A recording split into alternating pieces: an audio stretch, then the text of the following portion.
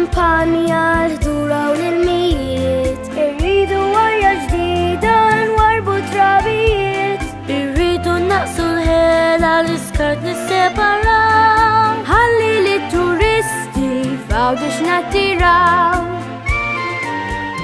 Messaġġi li jinkitbu jew intqalu mit-tfal matul iż-żmien li kienet għaddejja l-konsultazzjoni pubblika marbuta ma' Eko Għawdex inġabru biex inħolqot kanzunetta bit-titlu Ma' Kikku għal Eko Għawdex.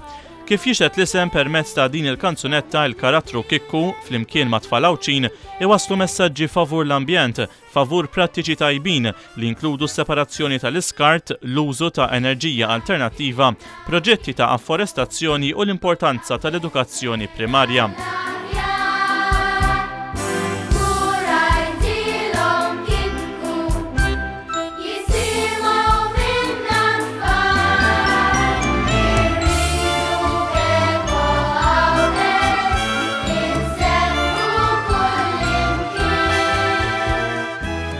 Ma' Kikku għal Eko Għawdex ġiet imnedija waqt attività fl-iskola primarja tax-Xewkija li għaliha attendit ukoll il-Ministru għal Għawdex Giovanna De Bono.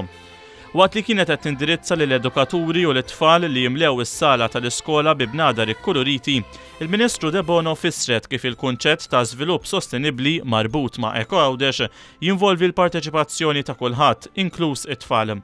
Hija faħret l-inizjattivi li permezz tagħhom l-iskejjel Għawċin qegħdin jikkontribwixxu biex irawmu kuxjenza ambjentali u soċjali tajba fost it-tfal.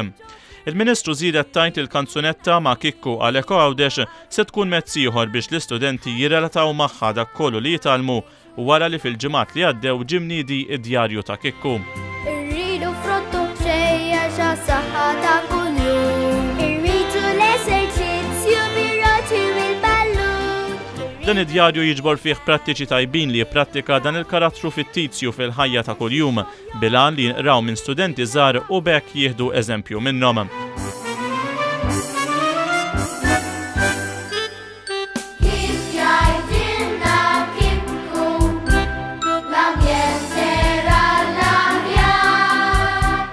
Il-Ministru De Bono ħeġġet l-tfal preżenti biex ixerdu dak li għallimhom Kikku fil-komunitajiet tagħhom u bekk huma wkoll ikunu parteċipi fit-twettiq tal-proġett Eko Għawdex permezz ta' inizjattivi żgħar iżda essenzjali.